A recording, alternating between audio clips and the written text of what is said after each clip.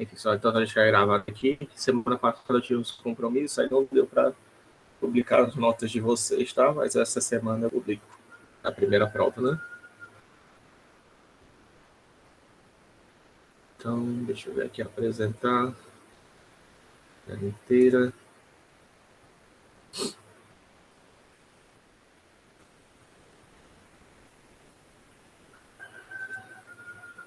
Start.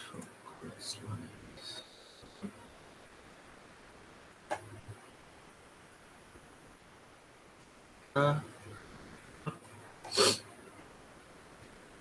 gente falou já disso, as operações, as matrizes principais. Aí na aula passada a gente falou de quaternion, né? Falei até que ia demonstrar no Blender, né? Vou abrir aqui logo. A gente demonstra, talvez, antes do final da aula. Certo? Então, aqui um exemplo só de como eu falei para vocês, né? Então, aqui a gente já viu as principais matrizes, mas antes de a gente falar da matriz de transformação de base, eu só queria mencionar que, né, é possível compor transformações, né? Você compor composição de transformações quer dizer você unir matrizes, né? Por exemplo, se eu multiplico uma matriz de rotação por uma de escala, quer dizer que aquela matriz resultante ela vai fazer o quê? Ela vai fazer as duas operações, certo? Ela vai rotacionar e escalar, né? Quer dizer que ela faz rotação e faz escala. Se eu multiplico ela por uma matriz de translação e cisalhamento, ela vai fazer o quê? Ela vai fazer translação e cisalhamento, certo? Então é possível você combinar transformações, tá? Apesar de a gente ter essas transformações, talvez que a gente possa chamar atômicas, né, que eu já mostrei para vocês, você pode obter outras transformações, inclusive você pode obter transformações através da combinação de matrizes, né? De repente tem duas matrizes que individualmente não fazem nada, mas quando você faz uma operação diferente, qualquer, né? Claro que toda matriz vai fazer alguma coisa, né? Mas a não ser a identidade, né? Que é tipo produto neutro. Mas você tem duas matrizes que individualmente elas produzem um efeito A e B, mas que quando combinadas elas produzem uma rotação, por exemplo, certo? Você pode também ter esse tipo de caso, tá?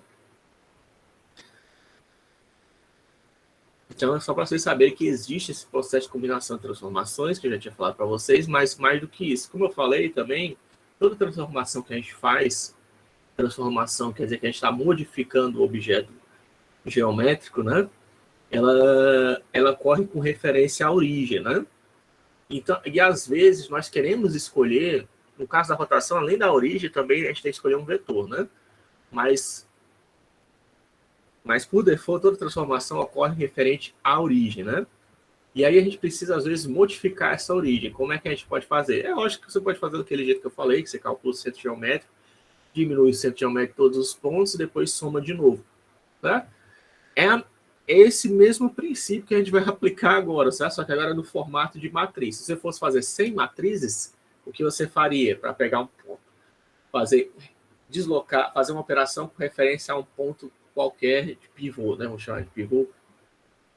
Você pegaria aquele ponto, subtraria de todos os outros pontos, né? Porque aí esse ponto, um ponto que você está usando como pivô, de repente 1, 2, 3, vai se tornar o ponto 0, 0, 0, né? Porque está subtraindo menos 1, menos 2, menos 3 de todo mundo.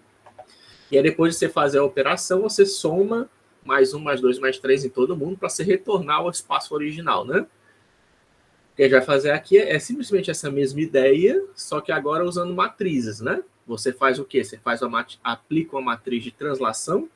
Não sei se dá para... Deixa eu colocar aqui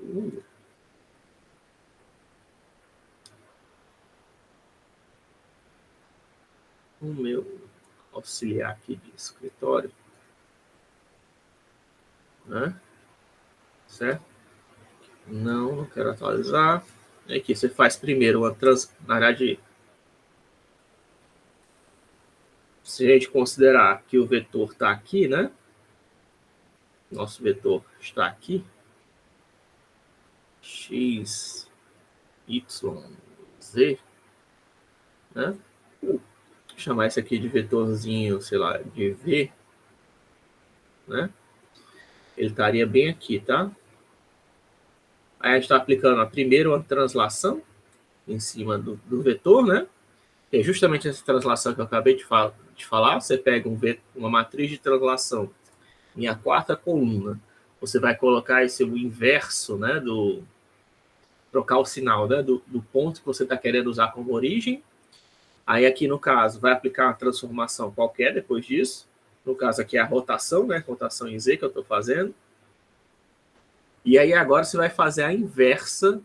Depois de fazer a rotação referente àquele ponto que você fez a translação, você faz de novo agora a translação. Tá? Isso aqui você está fazendo essa translação inversa, que a gente já viu, é só trocar o sinal, né, do vetor de translação. Então quer dizer que aqui, se o ponto de referência que eu estava usando era 1, 2, 3, então aqui fica menos 1, 2, 3, e aqui a matriz de translação é 1, 2, 3, na quarta coluna, né? Tá? Sendo que na multiplicação de matrizes, né, como a gente estava falando, tem duas maneiras de multiplicar. Só para vocês saberem isso. Isso aqui é chamado de pré-multiplicação, né? Porque as matrizes vêm antes, né, do vetor, mas também pode fazer por pós-multiplicação, tá? E aí, no caso, você colocaria o vetorzinho aqui, e aí seria aqui, né, as matrizes, ó. R e T menos 1, né? Tá? Porque aí você aplica, né, ó, desse sentido aqui, né? O vetor primeiro é transladado, depois é rotacionado, e aí depois é transladado de volta, tá? Sendo que aí nesse caso aqui, a gente tem um vetor coluna e aqui é uma vetor linha, então eu vou colocar aqui transposta, tá? Para dizer que é um vetor transposto, então assim na barra, talvez, para dizer que é transposto, tá? Porque essa borracha está muito grande, mas vou tentar colocar aqui. Tzinho, talvez, que o pessoal gosta de usar para transposta. Tá? Que isso aqui é vetor linha. Aqui também teria que ter uns Tzinho também, tá? Para dizer que é transposto. Que referência a esse, né? Falando. Não sei se eu preciso dizer isso para vocês, mas enfim, deixa aqui. Menos T, talvez, tá? Tá meio confuso, tal. Só para você mostrar que tem essas duas notações, tá? Possíveis. E aí, por que eu estou falando isso? Porque tem sistemas de modelagem 3D que usam pós-multiplicação, que seria esse daqui, né? Você multiplica depois, e tem o pré-multiplicação, que é esse daqui, né? Talvez eu esteja misturando as duas notações, os dois termos, mas a essência é isso. É só, ou você coloca a matriz antes, né? Pré, ou pós depois, né? Pré antes, pós é depois, eu tenho certeza. Então, pré ou pós, né? Você vai fazer a pré-multiplicação das matrizes ou então a pós-multiplicação da matriz. Os dois são duas maneiras, e dependendo do sistema modelagem 3D, pode estar das duas maneiras. Por que eu estou dizendo isso? Porque às vezes você vai passar uma matriz, aí você vê que a matriz de rotação não está produzindo o efeito esperado, né? Ah, mas eu montei a matriz direitinho, que nem o professor mostrou lá do livro. Peguei, ou do livro não, né? Exata matriz que o professor mostrou lá do slide, né? E aí, o que não está funcionando? Eu apliquei lá a quaterno, né? A matriz exata não deu certo. Tente fazer a transposta. Porque às vezes pode ser que a linguagem esteja usando, né, uma notação pós-fixada em vez de pré-multiplicar. Essa notação que eu coloquei é considerando que a matriz vem antes do vetor que vai ser aplicado, né? Mas tem linguagens de modelagem que fazem o contrário, coloca a matriz depois, tá? Que é pós-fixada, né?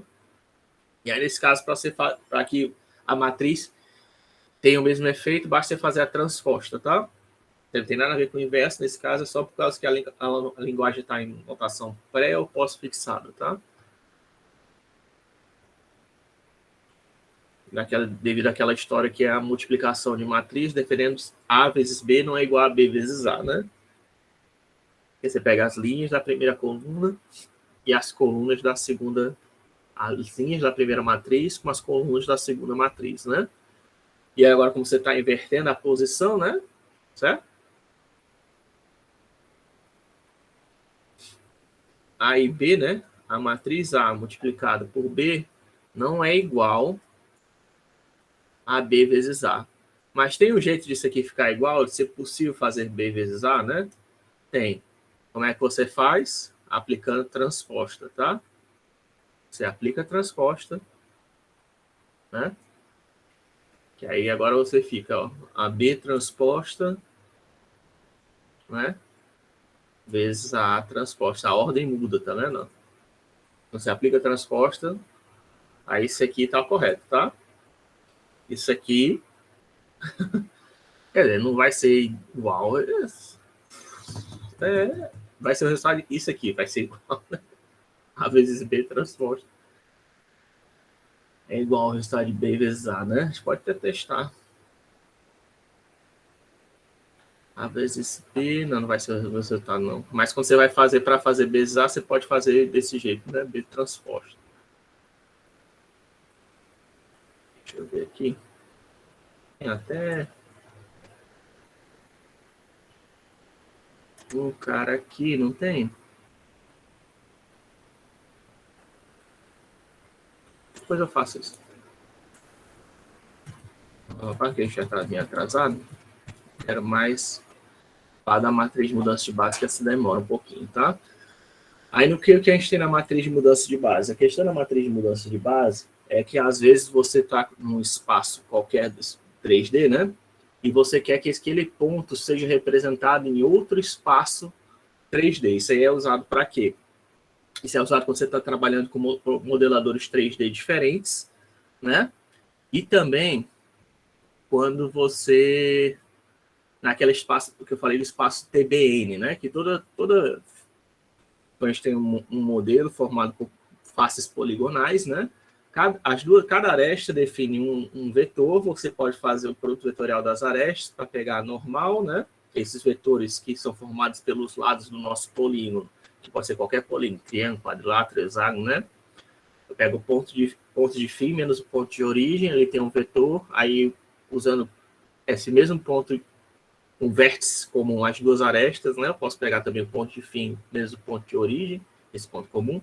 Aí tem dois vetores que pertencem ao plano, qualquer plano ou hiperplano do espaço.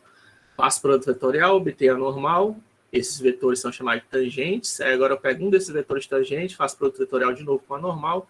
Eu obtenho um terceiro vetor chamado de binormal, bitangente, que é perpendicular aos três, né? Esses três vetores, se tiverem divididos pelos seus correspondentes tamanhos, são chamados de uma base ortonormal, e ela define uma base no espaço em que todas as coordenadas do espaço, né, do nosso modelo, do nosso cenário e do nosso modelo são calculadas a partir daquela face da superfície.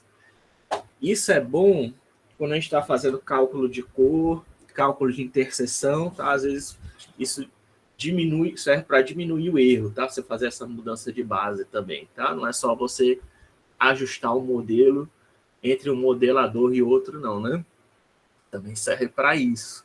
Tá falando esses cálculos de matriz TBN, né? Que é a tangente, a bitangente, o binormal e normal, certo? E aí, como é que a gente faz? Essas matrizes de mudança de base, elas deslocam, tá? Um vetor, ou a origem, para a nova origem do sistema. Podem, né? Não necessariamente precisa, mas elas vão mudar a matriz, né? E para fazer isso, o que a gente faz? A gente constrói uma matriz 3D. Se for no espaço 3D, é uma matriz, se não tiver translação, pode ser só uma matriz 3D que pega os vetores ortonormais, né, daquela base e coloca no formato de linha, né, para você fazer a conversão daquele espaço para o espaço canônico, que é aquele que é definido pela matriz de identidade, né? E no formato de coluna, se você estiver fazendo pré-multiplicação, né? Foi por isso também que eu falei daquela história de pré-multiplicação, que é as matrizes estão à esquerda, né, do vetor. Se você tiver com a matriz à esquerda do vetor, né? Você colocando ele no formato de linha, eles vão transformar aquilo ali para a coordenada do vetor canônico, e você fazendo a inversa dessa matriz, que é simplesmente transformar a linha em coluna. Então, se colocar os vetores no formato de coluna, você vai estar transformando do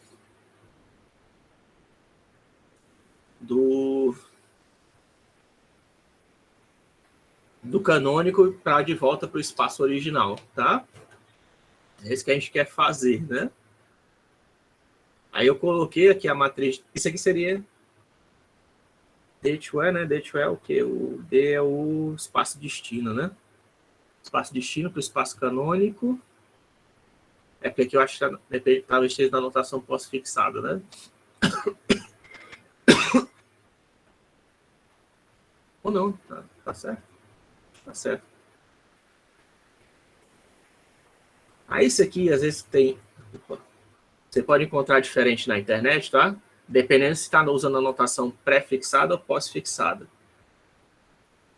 Mas aqui está convertendo o espaço destino para o espaço canônico, e aqui é do espaço canônico para o espaço de destino, né? Se estiver certinho, acho que está isso mesmo. São as duas matrizes. Mas, ó, ignorando isso aqui, ignorando essa quarta coluna aqui, que isso aqui é só para fazer o deslocamento da origem, tá? Pegando só a matriz 3x3, ó, aquilo que eu falei, se for um espaço base ortonormal, a única diferença entre essas duas matrizes é que os vetores UVN, né, que formam esse espaço de destino, eles vão aparecer ou no formato de linha ou no formato de coluna, né, que é uma base ortonormal. E aí o vetor de translação, né, você vai ter que fazer, é o vetor que joga essa origem para lá, né? É o vetor que pega essa origem, é a subtração, né? O que eu falei, você tem essa origem aqui é o ponto 5, esse aqui é, depende, né? Esse aqui é o 000, esse aqui é o 543, aí fica ponto menos 543, né? Para fazer esse deslocamento aqui. Deixa eu ver. Esse aqui é o nosso, esse OCD, tá? É esse cara aqui, né? Ó, C menos O. E aqui é o C, é o O menos C, que seria o inverso contrário, sendo que aqui você está fazendo, eu tentei colocar nessa notação aqui, é que isso aqui é o produto escalar, né? Aqui, na verdade, aqui é o produto escalar do vetor CO pelo U. Acho que aqui as letras estão acho que as letras aqui estão contrárias, né? Era para ser D2E. Uhum. Tô achando que isso aqui é para ser D2E e aqui era para ser E2D, né? Porque aqui, ó, as linhas estão no formato de linha, que é o produto escalar da translação pelo coisa, né? Eu vou dar uma olhada aqui, mas eu acho que talvez eu tenha que ajeitar só essas linhas, essas está na ordem, está trocada. E aqui é o produto escalar, né, do vetor de translação pelo vetor de origem U, e aqui é a mesma coisa, né, de V e de Z, né? Produto escalar pelo vetor, que esse aqui é o vetor UX, o Y e o Z. E aqui é o vetor VX, VY, VZ, sendo que eu estou colocando só o V para ficar mais simples, tá? Aqui é o vetor de translação, porque esse aqui, veja que se aqui fosse a base canônica, né? Se isso aqui fosse base canônica, é simplesmente a translação x, y, z. Mas como não é, né? Como esse aqui é um vetor arbitrário, então esse aqui eu coloquei no formato de 1, né?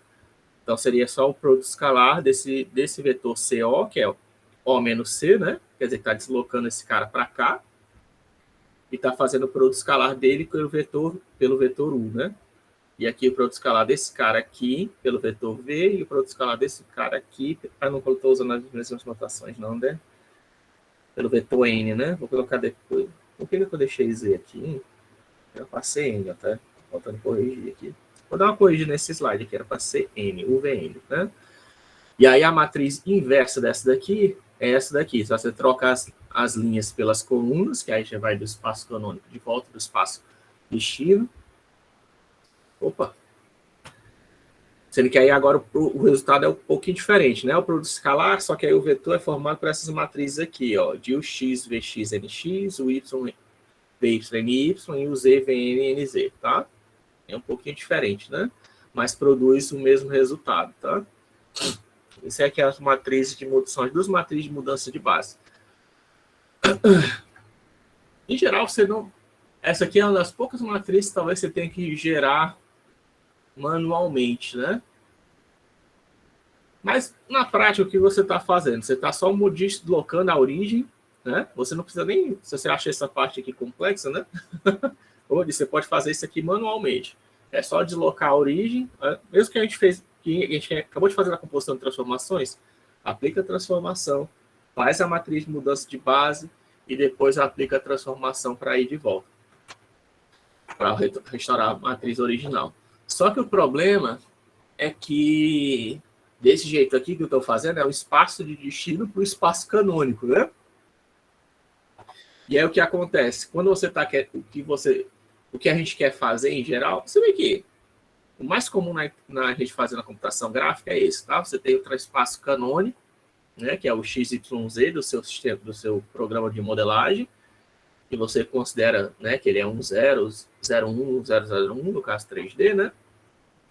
E aí você está numa superfície, está andando na superfície do seu modelo, está andando no interior do seu modelo 3D e você quer fazer uma mudança de base, considerando que a origem está naquele ponto dentro do seu modelo ou na superfície do seu modelo. E aí você aplica a matriz de mudança de base para o espaço canônico. Só que pode ser, né, na álgebra linear, às vezes você está querendo mudar de um espaço completamente doido para um espaço completamente doido. Aí o que você faria? Você teria que misturar essas duas matrizes, né? Porque essa aqui não vai de D para 2E, né? Essa destino não vai para o canônico, e essa do canônico não vai para o destino, né? E aí você pode misturar. Isso aqui esse D pode ser o espaço A, e esse outro D aqui pode ser o espaço B, tá? De forma que o espaço canônico serve como um intermediário entre os dois espaços. Você multiplicando essas duas matrizes, você vai ter a matriz que A vezes B, né? Se essa aqui é a matriz A to E, né? Certo? E essa aqui é a matriz E to B. Se você multiplicar as duas matrizes, né? Faz sentido, né? Isso aqui vai multiplicar essa matriz por essa matriz, vai ter a matriz que converse de A para o espaço B, né? E o contrário também vale, né? Você pegar a matriz B to E e aqui a matriz E to A, você vai ter multiplicar as duas matrizes, vai ter a matriz que converte do espaço A2B, né? Ou B2A. De B para A, né? Só para saber como é que funciona, né? A conversão, isso aqui é só a matriz de conversão do espaço qualquer para o espaço canônico, que é o que mais a gente usa na computação gráfica. Mas se você quiser fazer para entre dois espaços diferentes, basta você multiplicar essas matrizes, que a matriz resultante vai fazer o efeito que você está pensando, né? Da conversão entre os dois espaços totalmente diferentes. Na computação gráfica, a gente evita fazer isso, e a gente assume que sempre um dos espaços é o espaço canônico, né? Para facilitar a nossa vida, né? Mas, por algum motivo, na engenharia, na física, né? Se você quiser fazer um negócio desse tipo, aí você combinaria essas duas matrizes, né? Para produzir uma matriz uma matriz que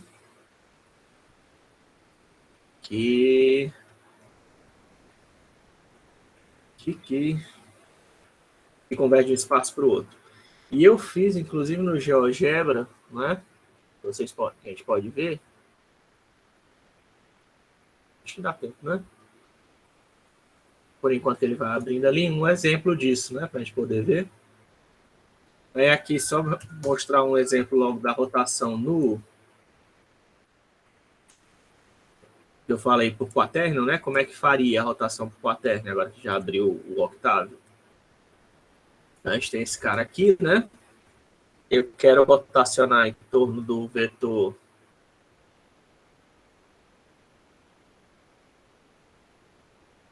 de quem, hein? O vetor quem pode colocar? Deixa eu entrar no modo de edição, né? Esse cara aqui. Show.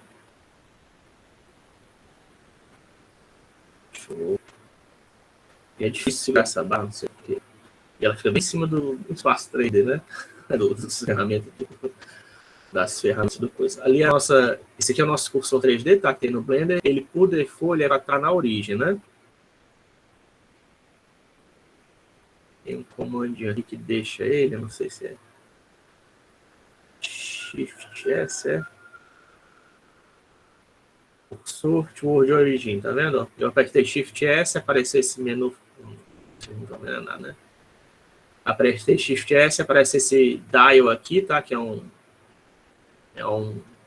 que tem no Blender, que é esse menu circular, né? Aí tem aqui cursor to de origem, só para garantir que o nosso cursor 3D está na posição de origem.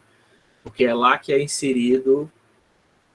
vai ser inserido qualquer elemento que eu colocar, tá? É sempre inserido em relação ao cursor 3D. Você pode controlar ele clicando aqui, ó. Tá? Pode colocar o cursor 3D em qualquer lugar para inserir objetos 3D em diferentes posições, né? Se você quiser. Aí apertando N, você pode até colocar as coordenadas desse cara. Estranho. Por que não está aparecendo nada?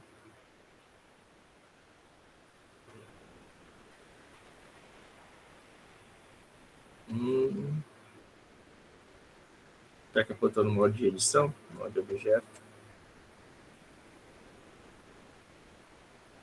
Ele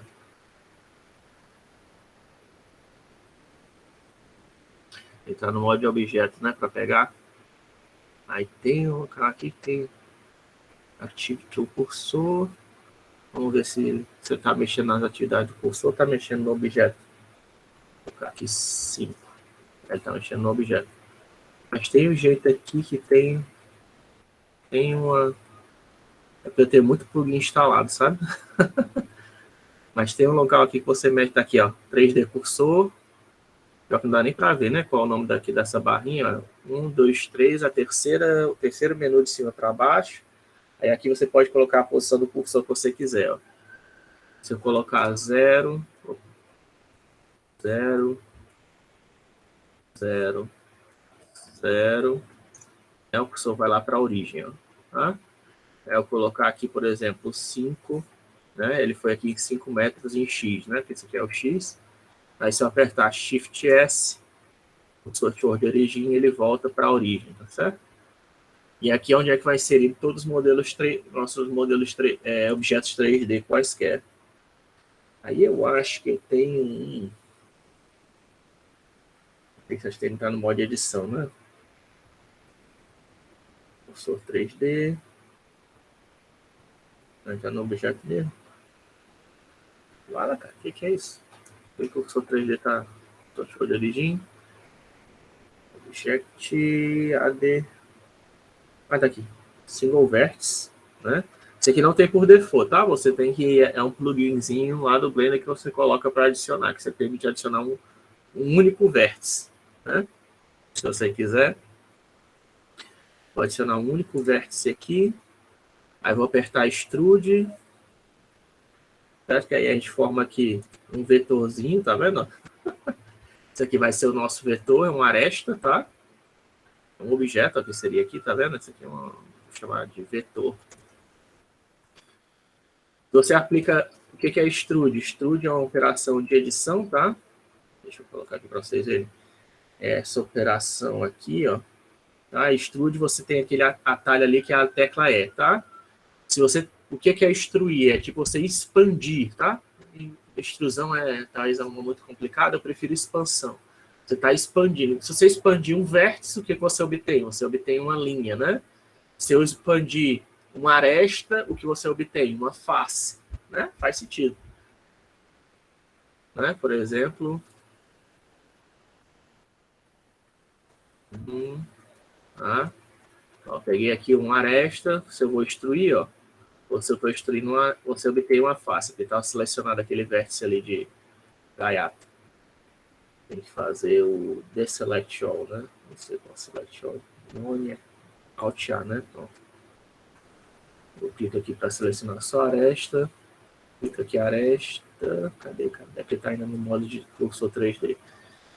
Extrusão, certo? Ó, vira uma face, tá?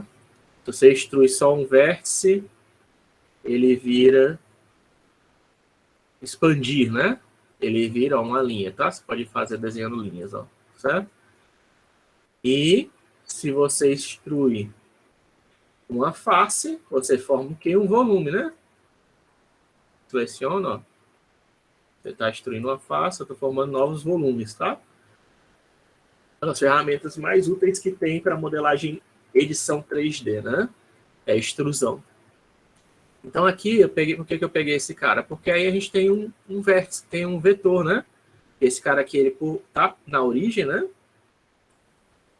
A gente criou ele a partir da origem, coloquei até o que eu mostrei para vocês na origem. E o tamanho dele, né? A gente pegar aqui para ver os vértices, que não está deixando selecionar, obviamente. Esse cara aqui, que é de coordenadas essas daqui, né? Já é o meu vetor. É o meu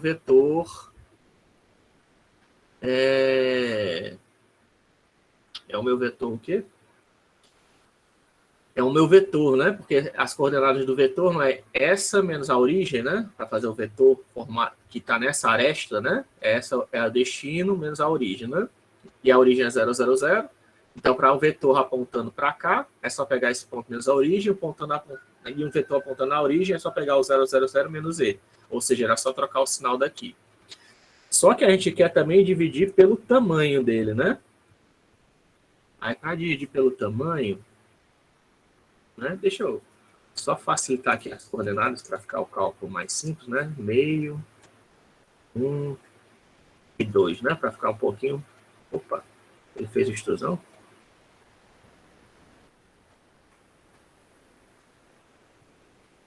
Vértice. Aí tem dois vértices ali em cima. Ele tá vértice, pronto. Então, cuidado, né? Que às vezes você faz... Se você fizer esse é um dos problemas da extrusão, tá? Quando você faz extrusão, às vezes, em vez de você não cancelar direito, você pode ficar com dois elementos repetidos um em cima do outro, tá? Então, cuidado com isso. Vem aqui, de novo, colocar aqui menos meio, né? Só para facilitar os cálculos, tá? 1 e 2, né? Aí eu quero normalizar isso. Para normalizar, né? Eu tenho que dividir por raiz, né?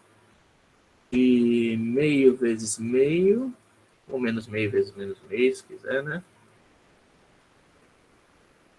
Mais 1 vezes 1, mais 2 vezes 2, que é o produto escalar do vetor por ele mesmo, né?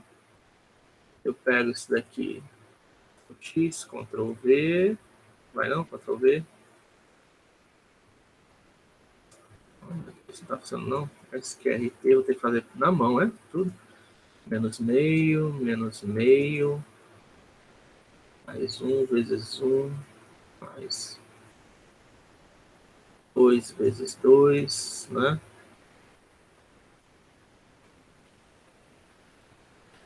Deu erro, né? Ok. SQRT não deixa fazer quando é 2 mais 3, por exemplo. Deixa. Menos meio dividido por SQRT. Menos meio vezes menos meio mais 1 vezes 1 mais 2 vezes 2. Fecha. Pronto, calculou. É aqui a mesma coisa, né? Dividido por raiz de menos meio vezes menos meio mais 1 vezes 1 mais 2 vezes 2, né? Ah. E aqui, de novo, dividido por SQRT, e menos meio vezes menos meio, mais 1 vezes 1, mais 2 vezes 2, fecha parênteses, pá. O que a gente acabou de fazer? A gente normalizou o vetor, tá? Quer dizer que agora ele está de tamanho 1, certo? Está de tamanho unitário. Ele deve estar dentro do cubo, inclusive, né? Não dá. O meu cubo sumiu? E o meu cubo sumiu, hein? Alt H. Esquisito. Reset, mexe cubo de novo. Hide, tá? Hide, Alt H. Não, tá ali ele, né? Por que eu não estou vendo meu cubo? Ele ainda tá aqui, né? Ele tá aí. Certo? Você faz o quê, ó? Você tem um modelo 3D que está ocupando Porque esse aqui é um cubo de lado 2, tá? Então ele está englobando o nosso... Aliás, deixa eu ver, ele está na origem esse negócio? Let. O cursor, nosso cursor 3D, ele tem que estar na origem, né? Para a gente poder mexer nele.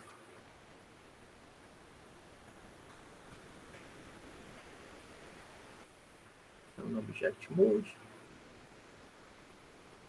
2, 3. Cadê o cursor 3D? Não está na origem, não. 0. 0. 0. Cursor 3D para a origem. Aí agora adicionar o cubo. Né? Porque cada lateral, cada unidade aqui, se eu não me engano, acho que não sei se é 1. Impressão que é 1. Aí 1 seria, daria lado 2, tá? O nosso cubo, ó. Tá? Deixa eu ver aqui do lado. Ele tem lado 2. E você pode configurar, tá? Para ser diferente, esses quadradinhos aqui que tá na grid. Mas eu acho, se eu não me engano, que ele está configurado para ser de 1 em 1, né? Ó. É, ó. 1 ele foi para ali. Vou colocar para 2, né? Já foi para ali, tá de 1 em 1. Então, esse aqui a gente tem um cubo de lado 2, tá? Só que ele tá tá escondendo o nosso cara, né? Nosso vetor. Né? Aí o que eu faço, né? Existe esse comando aqui, H, que dá hide, tá? E Alt H, ele... Aliás, isso aí para qualquer comando do Blender, tá? Você faz, que tem um atalho, se você faz E para extruir, né? Alt E cancela a extrusão, tá?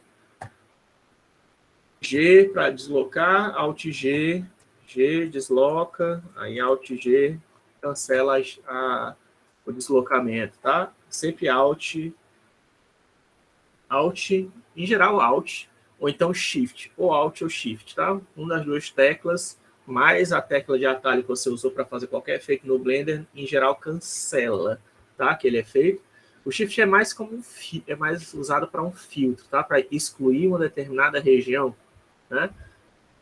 Por isso que eu estou falando do Shift também. O Alt é mais comum para limpar, remover uma determinada operação, mas o Shift também é bastante usado, porque aí o Shift, em uma tecla, ele permite você tipo, não selecionar aquela área. Você tem o comando que seleciona uma área, aí o Shift, aquele comando, não seleciona tudo, menos aquela área que você está marcando. Tá? Sim, aí para que eu estou fazendo isso? Porque aí a gente esconde, tem lá o nosso vetor que está unitário, né? Porque a gente já colocou. E aí o que eu quero fazer, na verdade, o que eu quero fazer com vocês é rotacionar esse cubo em relação a esse vetor aqui arbitrário que a gente colocou, né? Tá? Esse vetorzinho aqui arbitrário. Edit Mode. Eu vou copiar agora esse negócio, porque para a gente não ficar... Copiar aqui as coordenadas. A gente já normalizou, né? Tá. Ctrl+C. Ctrl+V. E agora o que a gente faz? Alt H. Eu quero rotacionar o meu cubo com relação àquele cara. Eu coloquei quaternion. Tá? Aí aqui eu tenho x, y, z, né? Eu pego e coloco exatamente aquelas coordenadas daquele vetor normalizado, ó. Opa. Erro, passe. Cuidado com o M, né? Que ele não aceita o M. Ok. Ok. E coloquei, né? Aqui são as coordenadas do nosso vetor, x, y, o vetor normal, né? Que é nosso eixo de rotação. Só que a gente tem que ver qual o ângulo que a gente quer rotacionar ele, né? Aí qual o ângulo que a gente quer rotacionar ele? Sei lá. Vamos dizer que seja 60 graus, né? Para ficar fácil. Nossa, fácil, 60 graus é fácil. Talvez o mais fácil seja o quê? 45, 90 graus, né? Rotacionar de 90 graus, que é 45, né? E 45, 45 da raiz de 2 sobre 2, né? Tanto cosseno quanto seno é igual, né? Sendo que é o que a gente faz. Esse cara aqui vai ser multiplicado por cosseno de... Acho que no Blender não tem. Cosseno de π sobre 2 dividido por 2, né? E π sobre 2 é... π é 180, π sobre 2 é 90. Cosseno de π sobre 2. Π sobre 2 é 90, então π sobre 4 é 45, né? Cosseno de π sobre 4, né? Aí aqui, vezes seno de π sobre 4, tá? Aqui, vezes seno de π sobre 4. E aqui, vezes seno de π sobre 4. Tá? O que a gente fez? A gente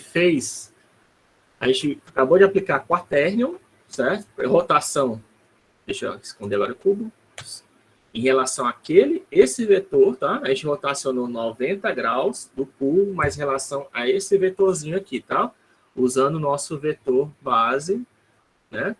O vetor ali, esse vetor aqui original, normalizado, menos 2, menos 4. Se eu só conferir aqui, eu espero que esteja correto. 1,8, 2, 2, 1,8, 0,436, 436, devia ter feito isso antes, né? Mas enfim, 872, né? A gente colocar de length de A, não, certo? Só para ver, esse aqui é realmente um vetor normalizado, coloquei length de A, tá? Deu certinho. Então, esse aqui é um vetor normalizado e eu uso ele como referência para fazer rotação de quaternion em relação a ele, tá?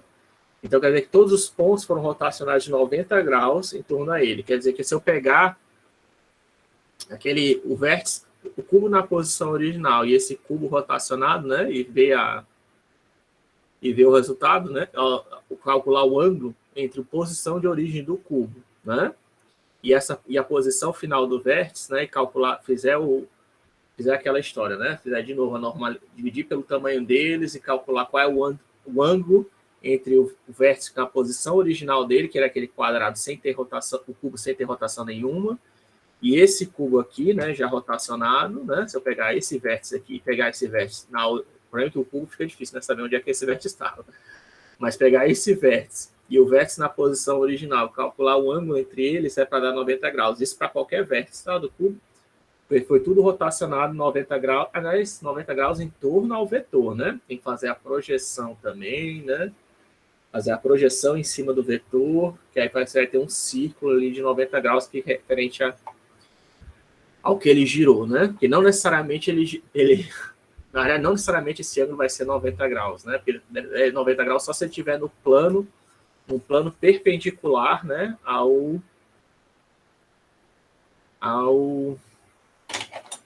Se for esse cara aqui, né? Deixa eu... Esse talvez seja meio difícil de entender. Eu sei que também quando eu estava aprendendo também foi difícil de entender a princípio, tá? Você pega um vetor arbitrário qualquer, como a gente acabou de fazer, e eu pego um objeto e rotaciono, os únicos vértices que estão rotacionando 90 graus, que você pode fazer isso que eu acabei de falar, a posição original e depois rotacionar a posição de destino e calcular o ângulo entre eles diretamente assim para ver 90 graus, são os pontos que estão nesse plano aqui, tá? Que é 90 graus perpendicular ao vetor que eu estou usando como eixo de rotação. Quer dizer que se tiver pontos aqui, eles foram rotacionados também em 90 graus, mas o ângulo, se eu medir o ângulo direto do vértice de origem, o vértice de destino, não necessariamente vai estar 90 graus, tá?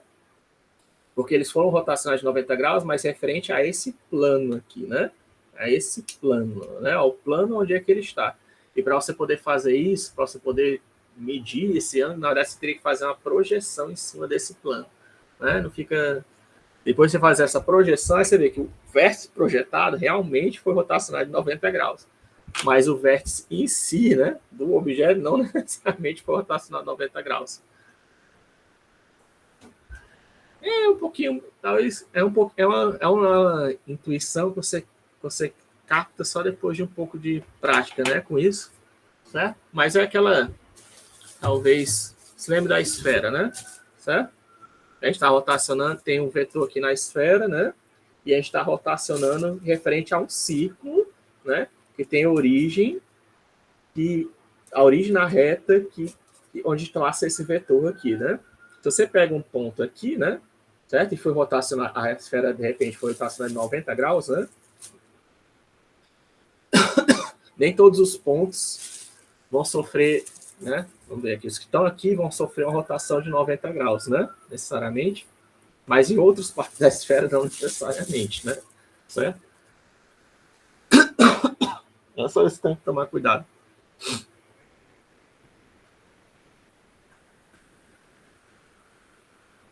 Tá. A gente está falando?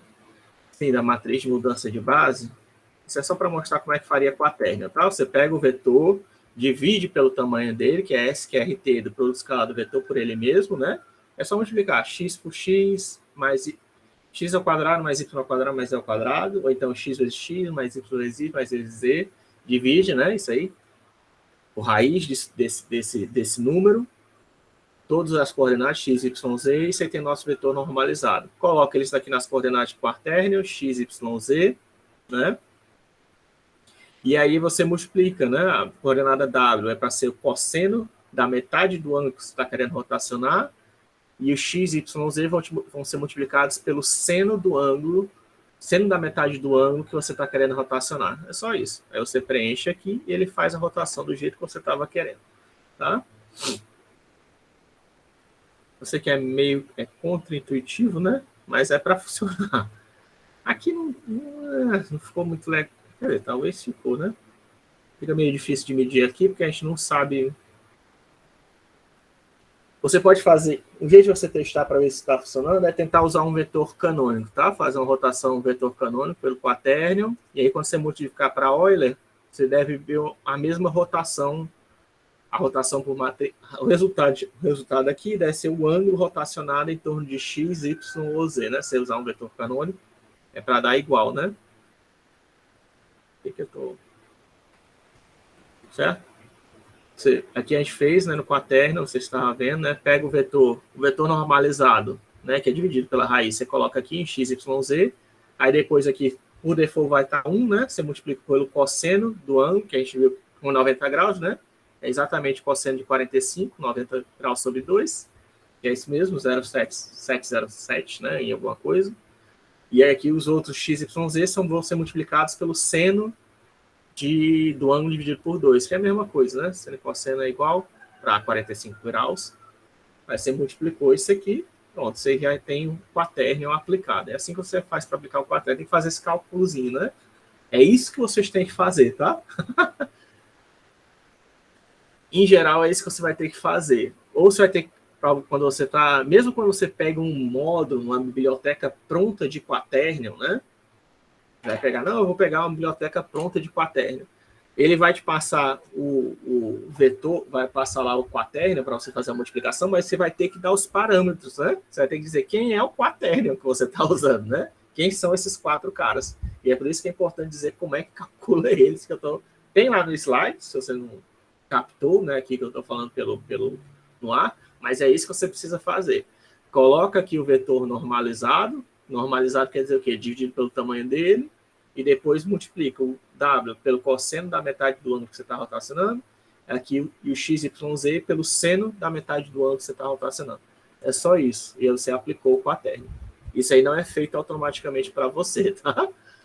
Você tem que saber calcular isso, porque quando você está querendo usar quatérnio, você tem um vetor arbitrário que, de repente, você está querendo, por exemplo, né, em termos de animação, como é que você usaria isso na prática? Você tem um cara lá, um bonequinho que está dançando, e ele quer girar em torno de um poste, né? Um poste que não necessariamente faz 90 graus com a rua, né? Porque se tiver 90 graus com a rua, é só fazer uma rotação em Z, né? Mas se é um poste um pouquinho mais inclinado, para fazer essa rotação em torno desse poste, ou de um poste que de repente não fica completamente parado, você tem que fazer isso. Você pega justamente o vetor formado pela a origem, aonde está a luz no poste, menos a base do poste, que aí você dá o vetor, né? Divide pelo tamanho para ser o vetor unitário, E aí, se for uma rotação completa, 360 graus, né? Seria 180, né? Aplica a rotação de 180, 180. Cosseno de 180, depois seno de 180, né? É bem simplesinho, né? Certo? Acho que no caso de 180, talvez nem ideia. Talvez se tivesse fazer... Se bem que no caso de animação, você nunca faz a rotação assim, né? Porque se tivesse 180, 180, acabaria que vai dar que vocês voltam, como é rotação de 360, nem vai mostrar, né? Vai sair, vai ficar parado no canto. O certo é você fazer, como se tem 60 quadros por segundo, você dividir isso. Se for uma rotação, se for uma animação para feito em 60, para ser rápido, né? Em 60 quadros por segundo, aí ser 360 dividido por 60 dá o quê? 60 graus, né? Então seria 60 graus. Uma rotação que ele girasse em torno do poste em um segundo, né? Aí ele daria o quê? 60 graus, daria 30, 30, né? Que aí você faz cosseno de 30, seno de 30, para ir mostrando pequenas rotações de 30 graus, né? A cada frame, você rotacionaria 60 graus, né? 60 graus? Não, é só 6 graus, na verdade, né? Então, 360 dividido por 60 dá 6, porque eu tô... Minha cabeça tá doido. 360 dividido por 60 dá 6, então dá 6 graus, dá cosseno de 3, seno de 3, aí cosseno de 3, seno de 3 dá uma rotação de 6 graus em torno do vetor do poste, você aplica isso para cada frame 60 vezes, né? Aí dá a rotação de 360 do menino, como se fosse aquele dançando na chuva, né? Ele se segurando um braço no poste e rotacionando ele mesmo, né? Em torno do cara, né? Do poste, né? Ai. Agora,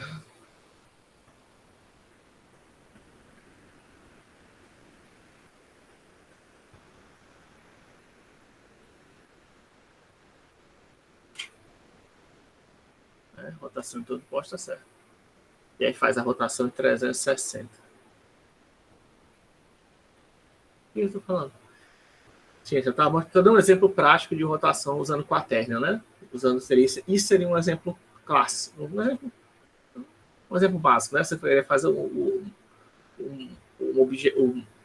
boneco rotacionar em torno de algum elemento do espaço, né? 3D. Aí aqui que eu abri o GeoGebra era para mostrar a conversão entre bases, né? Acho que é esse aqui, sistema de coordenadas. Pronto, ó. Certo? Por exemplo, aqui eu tenho dois sistemas de coordenadas, tá? Tenho aqui que eu chamei espaço canônico, né? Ó, esses aqui verdezinhos, que é o 0 e 1, tá? E eu quero converter esse vetor aqui, ó, ou esse vértice que você queira, tá aqui em D para ele ser representado nesse espaço aqui, né? Ó. Como é que a gente faz nesse espaço aqui formado pelos vetores B e C, certo? Acho que eu não coloquei a matriz, né? Tá faltando a matriz.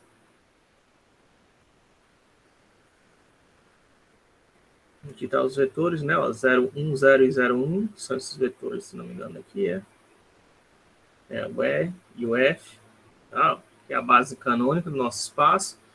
E aqui o B e o C é a nossa base de destino, que é essa daqui, ó.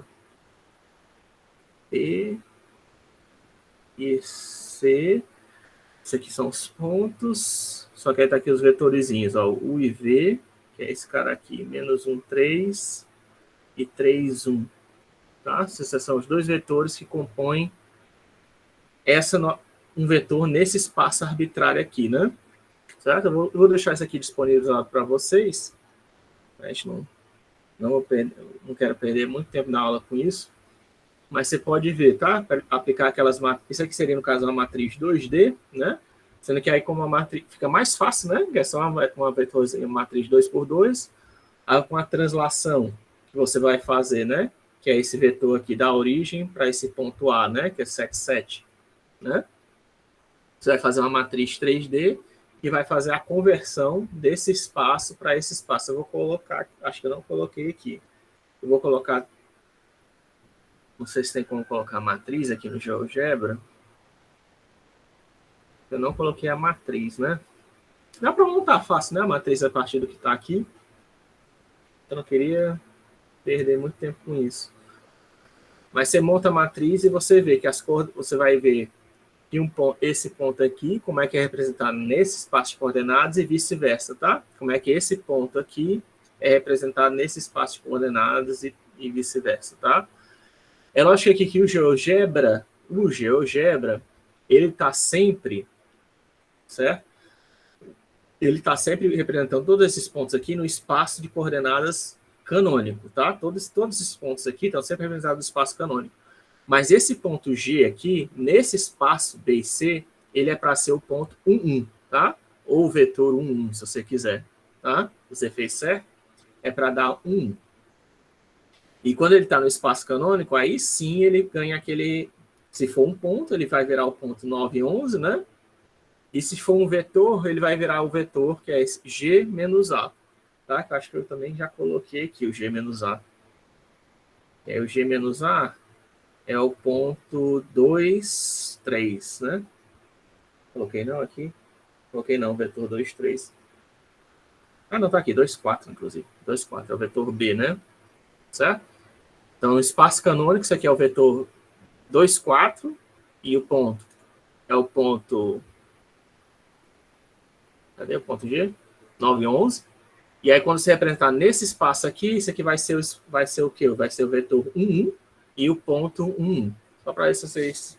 É um jeito para vocês testarem, para vocês estão entendendo a matriz de mudança de base. E aqui está mostrando direitinho. E aqui é a mesma coisa, né? Aqui no espaço canônico, né? Esse aqui é o vetor o quê? É o vetor T, que é o vetor 2, 4, né? E a posição dele, D, é 0. D não, é D? É o ponto 2, 4 aqui, 2, 4, porque tem um outro D aqui, mas é o D1, né? Que é o ponto 2, 4, e o vetor T, que é igual também, 2, 4, 2, 4, né? Tá? Isso aqui no espaço canônico, mas quando for representado nesse outro espaço aqui, formato dos vetores U e V, você vai ver que não vai ser, né? Porque aí D menos A, que é 7, 7, né? Vai dar o quê? Vai dar o vetor menos 3, 2 menos 7, né? Vai dar menos 3 e 4 menos... Não, 2 menos 7 dá menos 5. E aí, 4 menos 7 dá menos 3, né? Menos 5 menos 7, né? O vetor. E o ponto também vai dar essa mesma... Vai dar menos 5 menos 7, né? Tanto ponto, porque aí a origem do sistema seria aqui, né? Em A. Essa aqui ajuda bastante, tá? Isso aqui é um exemplo prático para vocês poderem ver. Com os pontos tudo aqui, bem bonitinho, né? Tudo que você tem que fazer é aplicar a matriz. Né? Apliquei a matriz, não deu certo porque eu apliquei a matriz errada. Então, trocar as linhas pelas colunas, né? Você vai obter exatamente isso. Você pode brincar, né, com isso aqui para deixar a mudança de coordenadas. E aí, se você quiser, você pode deslocar, né? Isso aqui. Agora, eu acho que o GeoGebra também permite. Não sei se isso aqui está direitinho ainda. Quando eu vou compartilhar isso aqui com vocês, mas eu acho que dá para deslocar. Você pode mexer, né? Isso aqui, para colocar o sistema de coordenadas em outra posição. Não sei se eu já deixei desse jeito. Você testar com outras, né? Eu vou dar uma ajeitadinha nesse projeto para vocês. Que aí vocês podem brincar com isso. Eu acho que um desses é mais prático você testar e ver na prática o que está acontecendo, né? E aí, né? Continuando. Isso é a matriz de mudança de base, tá? É exatamente a matriz de mudança de base é essencialmente aquilo que a gente já tinha falado, tá? Apesar de talvez se ainda está muito complicado na sua cabeça, o seu enrola aí demais, né? É só aquela a matriz a matriz de mudança de base que é essencialmente uma matriz ortonormal, né? Que você vai aplicar ou a inversa ou a matriz que os vetores aparecem ou no formato, os vetores canônicos do espaço ortonormal aparecem no formato de linha ou aparecem no formato de coluna, tá? É só isso. E aí você vai aplicar a matriz de translação, né? Que aí só para deslocar a origem, que é a mesma coisa que a gente fez na questão para fazer transformações gráficas, né? Certo? Para deslocar a origem para a nova coordenada, né? E aí você vai ter uma matriz de mudança de base, né? É só isso, essencialmente. Tá? Uma matriz ortonormal com deslocamento de origem para a nova posição, né? Isso em computação gráfica, tá? Estou falando de computação gráfica. Porque eu sei que na álgebra linear, não necessariamente esses espaços formados esses espaços 3D, né, que a gente trabalha, eles não necessariamente são ortonormais, né? O cara pode pegar uns vetores bem loucão, né? Quando a gente aprende álgebra linear, né, o cara pega, sei lá, uns vetores assim, né? Esse aqui é o meu X, esse meu dedo aqui é o meu X, esse aqui é o meu Y, o meu Z, né? Eles não tem 90 graus entre si, né? Estão apontando em direções malucas aí, né? E aí você tem, para fazer essa matriz de mudança de base, é o cálculo um pouquinho mais trabalhoso, tá? Mas para a gente, computação gráfica é sempre ortonormal, tá? Eu nunca vi ninguém, só um cara que quer se exibir, né? Talvez vai pegar uma matriz diferente de ortonormal. Mas em paper, né, em artigo científico, em livro, é sempre a matriz ortonormal, né? Os 3 vetorzinhos, 90 graus. Aí pode acontecer, né? Claro, esses vetores podem estar em qualquer posição do espaço, né? Em qualquer lugar do espaço, orientados da maneira mais louca possível, mas sempre 90 graus e unitários. Até mesmo porque em computação a gente sabe que tem erro, né? Aí você pegar um espaço maluco desse, você pode estar introduzindo erro no seu sistema sem necessidade, né? Então, isso aqui é o pipeline de uma aplicação gráfica, né? Básica. Se você ainda não entendeu como é que gráficos são gerados no computador, você tem um programa. Dessa programa, a gente vai desenhar algum tipo de geometria, né? Nesse programa. Essa geometria, que é definida por fórmulas matemáticas, né? Ela tem que ser rasterizada, quer dizer que ela vai virar pixels na tela que precisam ser acesos. E uma vez que eu sei quais são os pixels que precisam ser pintados na minha tela a partir de uma geometria qualquer, infinita, né? Pode ser inclusive infinita. Então a gente vai no modelo, no espaço físico, né? No modelo físico, no espaço físico matemático pode ser inclusive uma geometria infinita, mas quando vai para a rasterização aí não, né? Já teve aquela passagem para o espaço discreto, né? Já está no universo da representação, implementação. Já está rasterizado e aquilo ali vai ser exibido finalmente na nossa tela do computador, né? Em algum dispositivo, pode ser no seu celular, no seu tablet, no seu smartwatch, aí, o que for, tá? É sempre assim. Toda aplicação hoje em dia, né? Eu acho engraçado ter cursos que não oferecem computação gráfica, né? E isso fazia sentido no princípio da computação, tá? Porque todo mundo trabalhava com... Aliás, mesmo não precisa da computação, né?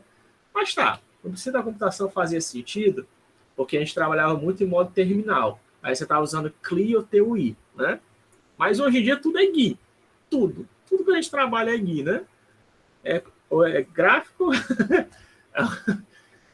É Graphical User Interface, tá no nome. Graphical User Interface. O cara tá trabalhando numa GUI, aí acha que computação gráfica não é importante. Pois vai aprender a programar em terminal, então? Pô, você acha que gráfico não é importante?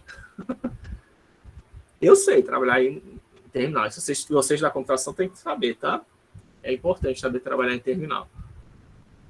Mas toda aplicação que você for fazer para usuário na empresa, é tudo GUI, né? Internet, né? É tudo GUI. Sempre está trabalhando com GUI. E toda aplicação, eu falando, independente da GUI que ele esteja usando, é sempre isso que ela está fazendo, tá?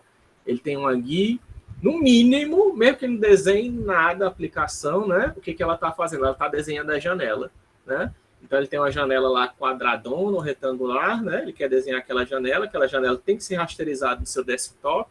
Alguns pixels do seu desktop vão ser selecionados para desenhar aquela janela e vão ser exibidos, dependendo, né, do processamento gráfico na sua tela, né? Porque a janela não precisa necessariamente, né? A gente pega uma janela aqui, né? Qualquer, tem não alguma que a gente possa... Ó, dessa janelinha aqui, né? Ela nem sempre está sendo exibida, mas ela está sempre sendo rasterizada, né? Tem um cálculo geométrico que está sendo sempre feito aqui, ó, quando eu estou andando, né? Para ver que parte da janela estão sendo exibidas na minha tela, né? Certo? Isso aqui é tudo processamento gráfico que está sendo feito aqui. Sendo que aqui, no caso, meu sistema operacional está sendo responsável por desenhar essas janelinhas, né? E aqui não é bem uma janelinha quadrada, né? Pelo menos aqui no Windows 7 é uma janelinha meio curva, acho que no Windows 10 não sei se também é curva, né? Mas aqui pintar de vermelho, não sei o que, né? Isso aqui é uma janelinha que está sendo rasterizada constantemente. E tem uma geometria, né, básica que forma ela, tem uma classe em algum lugar lá que diz quem são os extremos da janela, qual é o tamanho dela, de acordo com como você fez a manipulação, né? Certo? Isso aqui é pipeline de qualquer aplicação gráfica, mesmo que não use OpenGL, está fazendo isso, tá? Mas aqui no caso do OpenGL, né, você tem uma aplicação que tem um viewport que está sendo exibido com o OpenGL, né? A janelinha em si, né, que eu acabei de falar, está sendo gerada pelo Qt, é o Qt que está fazendo a janela, está desenhando a janela, né? E ele desenhou um espaço lá, que é um viewport do espaço 3D, está sendo usada a API do OpenGL. Quando vem para a geometria, essa geometria já está no Shading Language, né?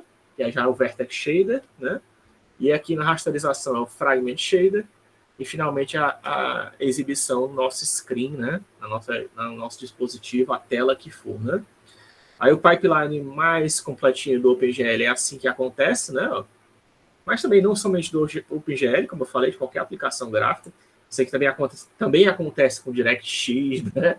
Também acontece com Qt, com o SDK, certo? Todos eles têm esse mesmo pipelinezinho básico, tá? Não necessariamente com todo. O máximo que pode acontecer é que algumas operações não tem, ou então muda a ordem, tá? Mas todos eles seguem basicamente esse mesma ideia, né? Você tem as coordenadas de objeto inicialmente, né? E aí você tem que fazer uma transformação dessas coordenadas de objeto. Em geral, elas estão em coordenadas locais, tá? É muito comum você ver em livros de computação gráfica, o cara falar, você tem que mudar de coordenadas de mundo, de coordenadas locais para coordenadas de mundo, né? Mas, na prática, assim, é mais comum mesmo é você programar direto em coordenadas de mundo, tá? A não ser que você esteja numa equipe desenvolvendo um sistema, né? Aí cada um está responsável por modelar uma parte diferente dele. Aí tudo bem, né? Cada cara vai modelar no seu espaço local, e aí depois você tem que fazer uma matriz para coordenada de mundo. Mas quando você está trabalhando sozinho, para vocês estão fazendo esse projeto, é melhor para quê, né? Já programa em coordenadas de mundo, facilita muito a sua vida, né? Já coloca o objeto na posição que ele tem que ser, né? No tamanho que ele tem que ser, você não precisa escalonar os objetos, você não precisa deslocar nem operação no objeto, você já pode montar o cenário, é como se você estivesse arrumando a sua casa, né? Já está arrumando a sua casa, para que você já coloca o livro na posição que ele tem que ser, né? Já coloca a cadeira na cozinha, né? Já coloca a cama no quarto. Você não vai colocar todos os, né? Você está arrumando a sua mudança, né? Você não vai colocar tudo na sala para depois ter que ter o trabalho de manualmente, né? E toda vez que você for usar a cama, pegar a cama, tirar do quarto e tirar da sala e colocar no quarto, né? Toda vez que você for usar a cama. Para que isso, né? Já deixa lá a cama no quarto, né? Não sabe não é lá que você vai usar. Basicamente é isso, tá? Coordenadas de mundo e local. Quando você está de coordenadas locais, é como se estivesse tudo empilhado num canto, e aí você desloca para as posições que você quer usar conforme a necessidade. Você fazer programação direta em coordenadas de mundo é que você já coloca os objetos nas posições que eles têm que estar, né? Nas posições, nos tamanhos, né? E principalmente para vocês que estão fazendo trabalho sozinhos, esse é o ideal. Independente disso, depois que você faz aí isso aqui sim é uma mudança necessária, né? Que você quer fazer agora, eu quero pegar um ponto do espaço 3D e eu quero gerar uma imagem a partir daquele ponto, né? Certo? Porque eu quero tirar uma fotografia, né? Eu quero colocar um olho em algum lugar do espaço 3D e quero tirar uma foto daquele cenário. Aí uma matriz de mudança de base é importante, né? E aí eu pego um espaço ortonormal, né? A partir de uma câmera, coloco aquela minha câmera em algum lugar do espaço, né? Do espaço 3D. Cadê? Cadê vocês? Aqui. Coloco aquela minha câmera aqui em alguma posição do espaço 3D e defino, né? O vetor para cima, um vetor tangente e um vetor bitangente, né? Certo? Para cima, para frente e o bitangente aqui, né? Tá? E é fácil, né? Isso aqui é a minha câmera, né? Ó, pego a lateral, pode pegar duas laterais, faço o produto vetorial, já pego aqui o vetor para frente, aí eu produzo produto vetorial desse cara com um desses vetores aqui, que vai produzir o vetor para cima, né? Ela tem o vetor para cima, para frente e o tangente ou bitangente, né? Aí teria, ou seria o bitangente, né? O bitangente, tangente e o normal, né? Se fosse o vetor da câmera, né? E aí você consegue fazer o quê? Porque quando você for gerar o seu espaço, né? Eu vou gerar uma superfície, né? Onde eu vou bater minha fotografia, vai ser uma face, um plano, né? Você pode imaginar que tem um plano flutuando no meu cenário, né? Que isso aqui vai ser usado para bater a fotografia. A câmera é colocada atrás desse plano, né? Obviamente. E aí ela vai olhar por dentro desse plano o nosso cenário, tá? Se for projeção ortonormal, isso aqui é como se fosse um prisma, né? E se for uma projeção em perspectiva, esse plano aqui pode ser pequenininho e o plano aqui pode ser um maior, tá? Aí vai fazer um tronco de pirâmide, tá? Isso é projeção em perspectiva. Projeção em perspectiva é um tronco de pirâmide, projeção ortogonal é um prisma, certo? E a câmera está aqui, né? Certo? Lançando raios, ou fazendo sei lá o que for, para enxergar o cenário, né? Todo o nosso cenário 3D aqui, no caso onde eu estou, vai ser projetado nessa facezinha aqui, né? Vai bater uma fotinho, vai projetar uma facezinha aqui que vai virar os pixels na minha tela, né? Quando for projetar, isso aqui vai ser os pixelzinhos que devem ser pintados na minha tela. Que ainda vão ser ajustados, né? Dependendo do aspect ratio, né? Se meu viewport, por exemplo, é todo esse cara aqui, né? Esse aqui precisa ajustar, precisa sofrer uma escala e um ajuste de razão de aspecto, né? Mas se não, você pode pintar os pixels direto, aí depende, né? E aí basicamente, isso que o pipeline gráfico do OBGL faz, tá? Ele converte para as coordenadas de local para de mundo para as coordenadas de câmera, né? Coordenadas de câmera é isso, quer dizer que a origem fica na câmera, né? Porque aí a origem ficando na câmera, quer dizer que aquele espaçozinho, que é onde tudo vai ser projetado, né? Ele fica o quê? Ele fica com os valores menores, né? Valores menores quer dizer que para a computação, quer dizer o quê? Quer dizer que é menos suscetível a erro. Dá para fazer, professor, o cálculo todo sem fazer essa mudança de coordenadas de câmera? Dá, certo? Dá, claro que dá. Mas por que a gente faz isso? É só por uma questão de otimização. E para diminuir erro, certo? Porque existe erro em computação. É por isso que você faz essa matriz de mudança de base. Sendo que aí também tem, né? Aquela história, a matriz de mudança de base pode ter erro também, né?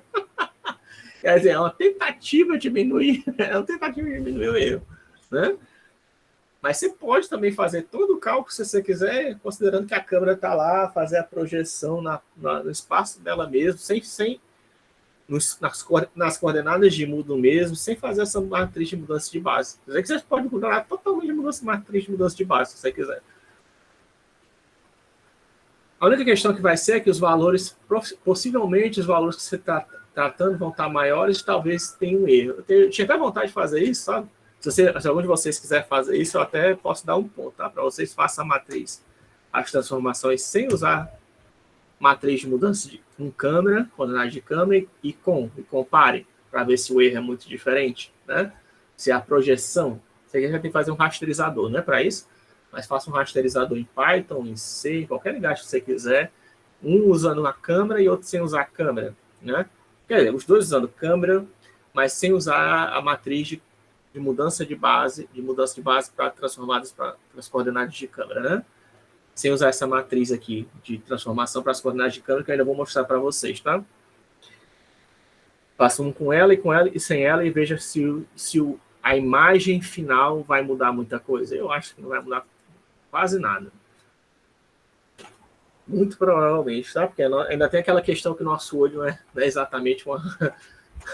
Pode mudar até matematicamente, o erro pode até ser significativo, tá? Mas eu estou dizendo assim, visualmente, talvez não faça diferença nenhuma.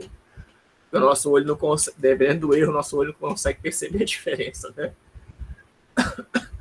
Aí, enfim, mas isso é o modelo, estou falando do modelo tradicional, que é mostrado no nosso livro Laranjinha, tá? Que é mostrado no livro do Tigre, que é mostrado em todo local, é esse, tá? É coordenadas locais, porque cada pessoa está trabalhando no seu computador, aí depois tem que fazer a mudança de coordenadas de mundo, mas é uma matriz de mudança de base ortonormal, não se preocupe. Aí depois você tem que mudar para coordenadas de câmera, que também é outra matriz ortonormal, só que aí é a partir da posição da câmera, né?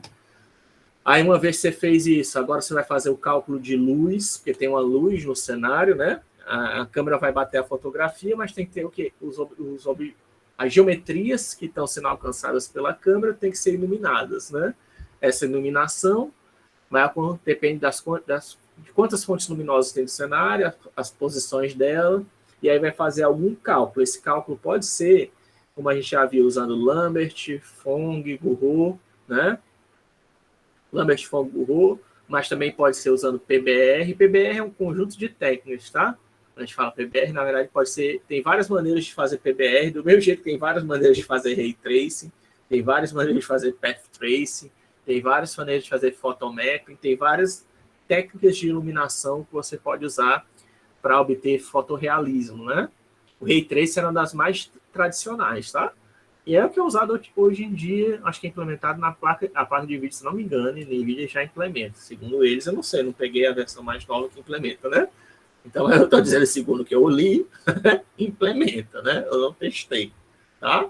Porque, de repente, algum de vocês tem, já testou e tal, mas eu não tenho a placa, tá? Para testar, mas que dizem que implementa.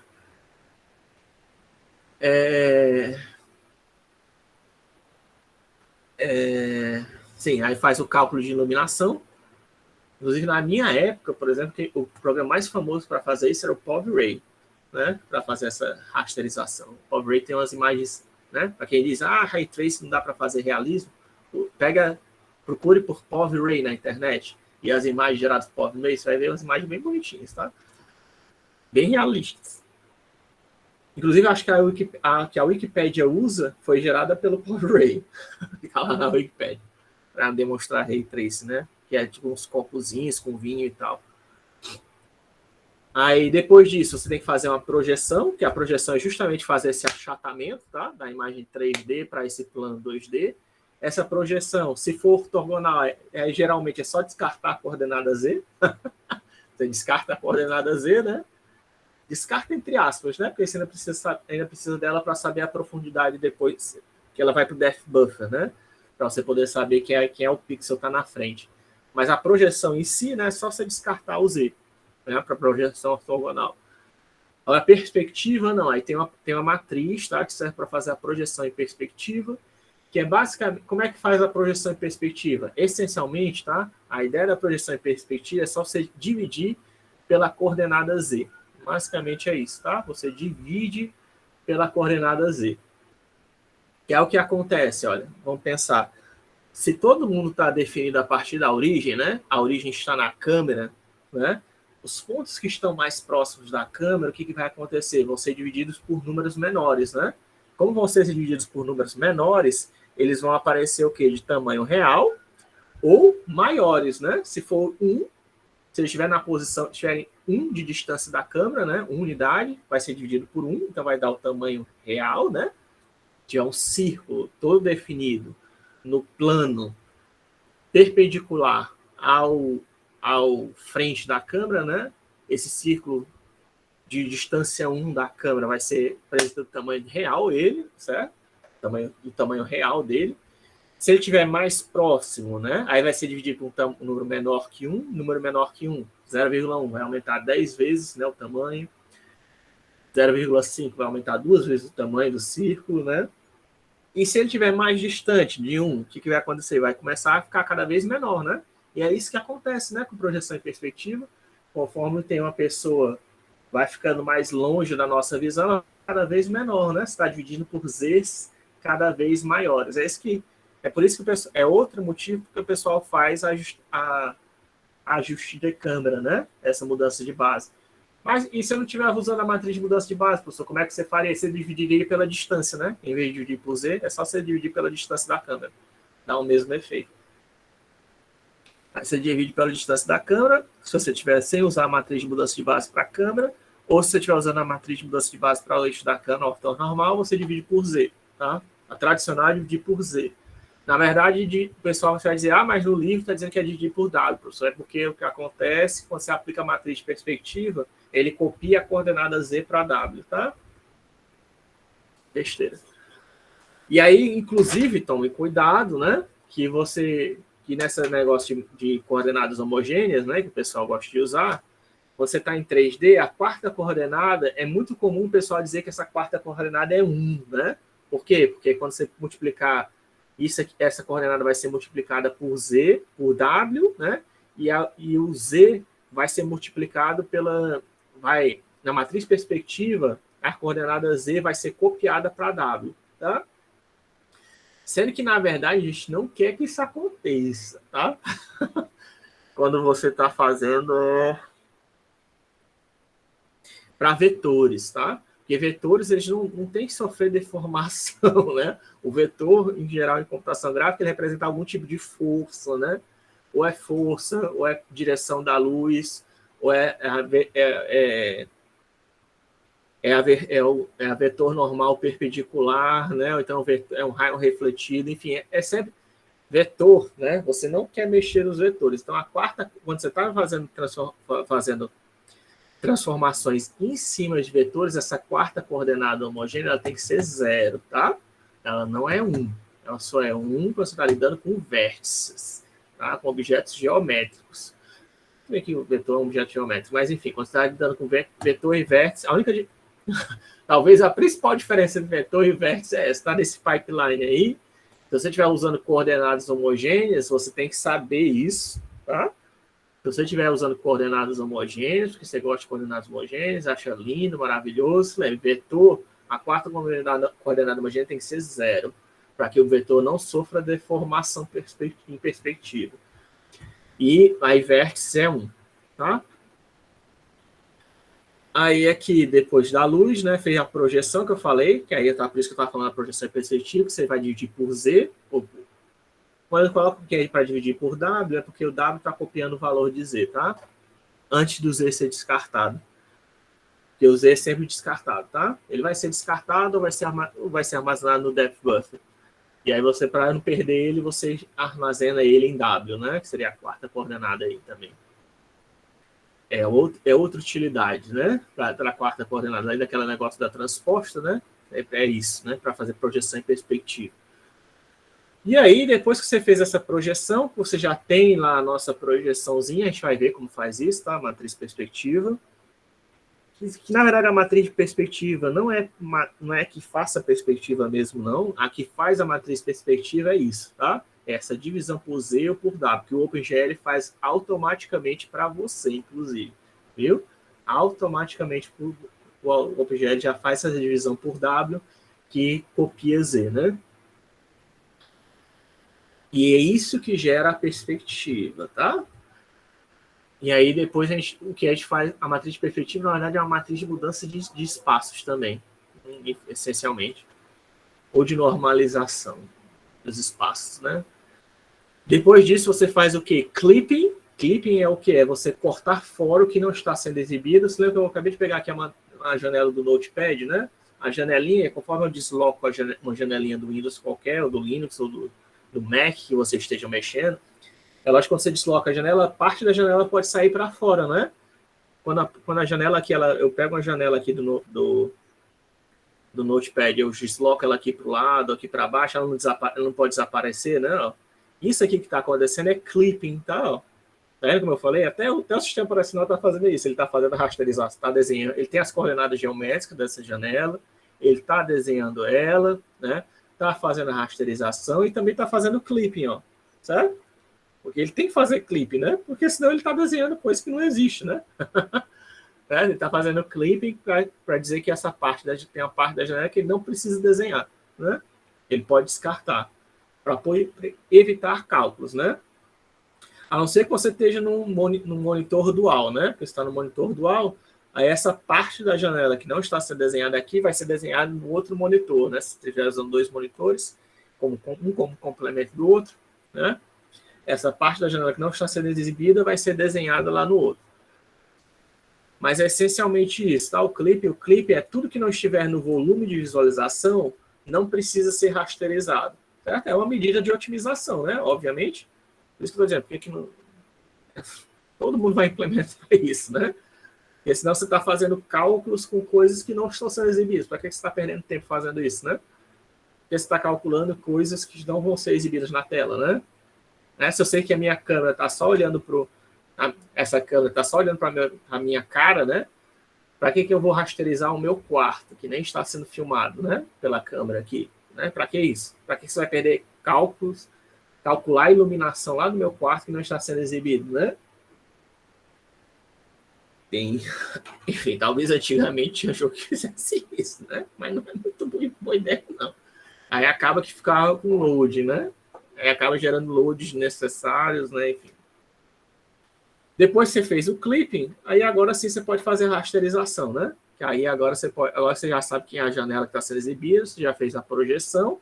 Essa projeção foi feita aí usando geometria, né?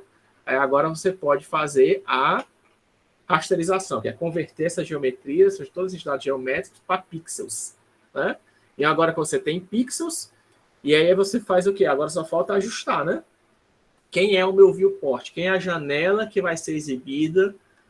Quem é a sub-região da janela, onde vai ser exibida aquela meu espaço 3D, né? Porque a superfície, né? Por que existe essa história de viewport, professor? É porque a superfície onde eu estou fazendo não é muito complicado, tá? Mas não é complicado em nada, na verdade. É só porque, de repente, eu fiz a projeção do meu espaço 3D nesse quadradinho, nessa superfície aqui, tá? Que é bem pequenininha.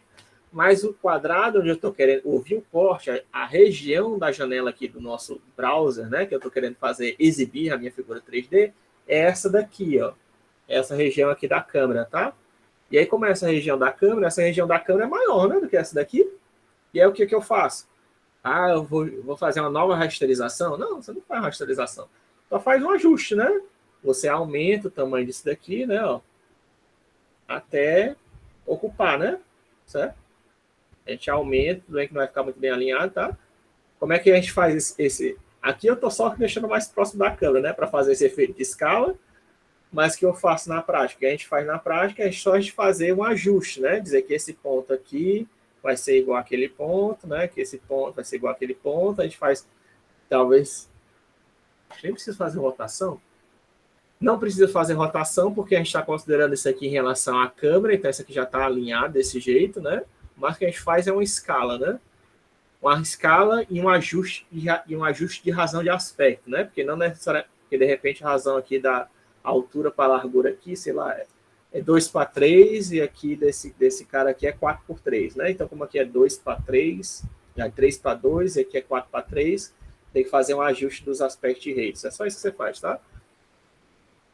O que é o ajuste de aspect rate? Se tiver muito complicado para você, quer dizer que um ajuste de escala normal quer dizer que tanto x e y vão receber o mesmo valor. Um ajuste de aspect rate que eu estou falando é que o valor na matriz de escala para x e para y não vão ser iguais, vão ser diferentes, tá? Aí como um ajuste em x e y. É isso que o pessoal está falando, né? O pessoal adora falar em linguagens enigmáticas, né? Mas quando a gente diz que está fazendo um ajuste de razão de aspecto, um ajuste de aspect rate é essencialmente isso, tá? Eu tenho um quadradinho, que a razão de aspecto dele é 3:2, e eu tenho um outro quadradinho, desculpa, tá? Um quadrilátero, que a razão de aspecto dele é 3:2, e eu tenho outro quadrilátero, que a razão de aspecto é 4:3, quer dizer que quer dizer que para cada 4 pixels eu tenho 3, quer dizer que os tamanhos são diferentes, tá? Da largura e da altura, é isso que eu estou dizendo. A proporção, se eu dividir largura para altura aqui, vai dar um número, eu dividir largura para altura aqui, vai dar um outro número, tá? Em outras maneiras também. Quer dizer que a razão de aspecto daqui é diferente da de destino. Então, o que eu faço, já que dividindo a largura por altura dá um número, dividindo a largura e a altura dá um outro número, e eu quero projetar esse negócio aqui para encaixar perfeito, eu faço o quê? Eu faço uma matriz de ajuste de razão de aspecto, que é simplesmente a matriz de escala, em que o x vai ser multiplicado, sei lá, por 3, e o y vai ser multiplicado por 4. Ou seja, eles não vão ser multiplicados por valores diferentes, tá? Para ocorrer esse... Ou seja, vai ter um esticamento, né, de algumas das dimensões o esticamento na dimensão vertical e na dimensão vertical e na dimensão horizontal vai ser diferente. É só isso, tá? Uma matriz de razão de aspecto. É uma matriz de escala em que aquela coordenada diagonal principal tem valores diferentes para x, y e z. Isso é uma matriz de ajuste de razão de aspecto. Se você não estiver fazendo matriz de ajuste de razão de aspecto, estiver fazendo só escala natural, quer dizer que o x, o y, o z, na matriz diagonal, na diagonal principal da matriz de escala vai ser todo mundo igual. Aí você não está fazendo ajuste de razão de aspecto. E isso é a última etapa que a gente faz, né, aqui no pipeline do OpenGL, né, essa matriz de ajuste de razão de aspecto, né? E é feito em qualquer também pipeline gráfico, tá? Não somente no OpenGL, tá? Como eu disse, até mesmo aqui no Windows, né? A gente está fazendo isso, né? Eu pego aqui uma janelinha, né? Certo? Eu pego uma janelinha aqui, aí eu... Se bem que aqui no Notepad talvez não seja um bom exemplo, né? Quando eu modifico o tamanho da janela. Mas se eu abrir alguma figura, tem alguma figura aqui? Né? Tem essa figura do ursinho, deixa eu apagar esse negócio aqui.